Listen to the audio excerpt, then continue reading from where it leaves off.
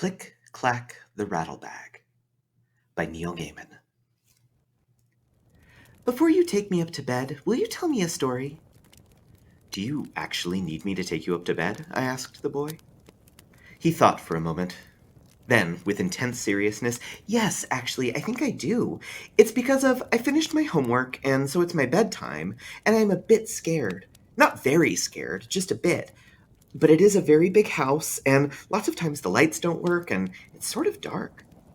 I reached over and tousled his hair. I can understand that, I said. It is a very big old house. He nodded. We were in the kitchen, where it was light and warm. I put down my magazine on the kitchen table. What kind of a story would you like me to tell you? Well, he said thoughtfully, I don't think it should be too scary, because then when I go up to bed, I will just be thinking about monsters the whole time. But if it isn't just a little bit scary, then I won't be interested. And you make up scary stories, don't you? I know she says that's what you do. She exaggerates. I write stories, yes. Nothing that's been published yet, though. And I write lots of different kinds of stories. But you do write scary stories? Yes. The boy looked up at me from the shadows by the door where he was waiting. Do you know any stories about Click Clack the Rattlebag? I don't think so. Those are the best kind of stories, he said. Do they tell them at your school? He shrugged. Sometimes. What's a Click Clack the Rattlebag story? He was a precocious child, and was unimpressed by his sister's boyfriend's ignorance. You could see it on his face. Everybody knows them. I don't, I said, trying not to smile. He looked at me as if he was trying to decide whether or not I was pulling his leg. He said, I think maybe you should take me up to my bedroom, and then you can tell me a story before I go to sleep. But a very not scary story, because I'll be up in my bedroom then, and it's actually a bit dark up there, too. I said, shall I leave a note for your sister, telling her where you are? You can, but you'll hear when they get back. The front door is very slammy. We walked out of the warm and cozy kitchen and into the hallway of the big house, where it was chilly and drafty and dark. I flicked the light switch, but nothing happened. The bulb's gone, the boy said. That always happens. Our eyes adjusted to the shadows. The moon was almost full, and blue-white moonlight shone in through the high windows on the staircase, down into the hall. We'll be all right, I said. Yes, the boy said soberly. I am very glad you're here. He seemed less precocious now. His hand found mine, and he held onto my fingers comfortably, trustingly, as if he'd known me all his life. I felt responsible and adult. I did not know if the feeling I had for his sister, who was my girlfriend, was love, not yet, but I liked that the child treated me as one of the family. I felt like his big brother, and I stood taller, and if there was something unsettling about the empty house, I would not have admitted it for worlds. The stairs creaked beneath the threadbare stair carpet. Click-clacks, said the boy, are the best monsters ever. Are they from television? I don't think so. I don't think any people know where they come from.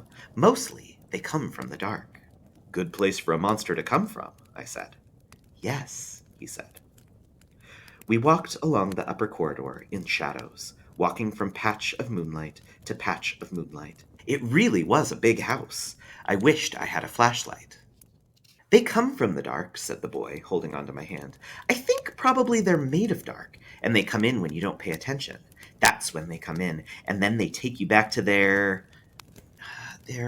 not nests. What's a word that's like nests, but not house?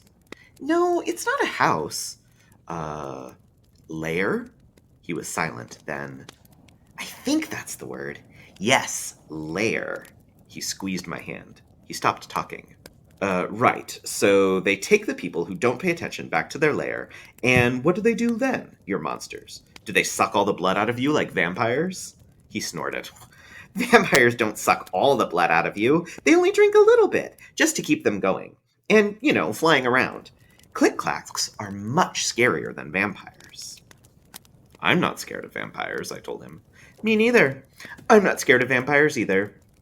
Do you want to know what click-clacks do? They drink you, said the boy. Like a Coke? I asked. Coke is very bad for you, said the boy. If you put a tooth in Coke in the morning, it will be dissolved into nothing. That's how bad Coke is for you, and why you must always clean your teeth every night. I'd heard the Coke story as a boy, and had been told as an adult that it wasn't true, but was certain that a lie which promoted dental hygiene was a good lie, and I let it pass. Click Clacks drink you, said the boy.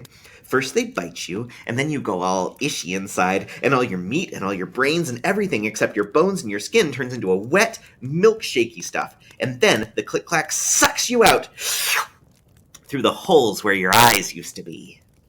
That's disgusting, I told him. Did you make that up? We'd reached the last flight of stairs, all the way into the big house. No, I can't believe you kids make up stuff like that. You didn't ask me about the rattlebag, he said.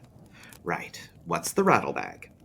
Well, he said sagely, soberly, a small voice from the darkness beside me. Once you're just bones and skin, they hang you up on a hook, and you rattle in the wind. So what do these click-clacks look like?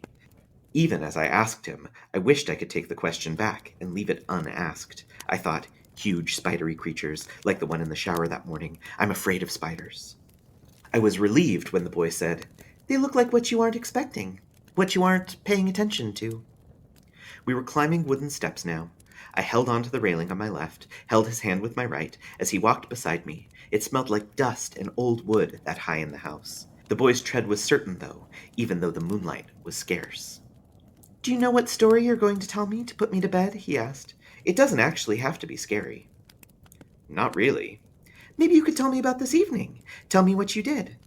That won't make much of a story for you. My girlfriend just moved into a new place on the edge of town. She inherited it from an aunt or someone.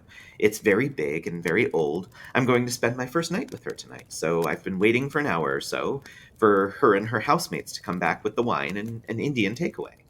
See, said the boy. There was that precocious amusement again. But all kids can be insufferable sometimes, when they think they know something you don't. It's probably good for them. You know all that, but you don't think. You just let your brain fill in the gaps. He pushed open the door to the attic room. It was perfectly dark now, but the opening door disturbed the air, and I heard things rattle gently, like dry bones in thin bags in the slight wind. Click, clack, click, clack, like that.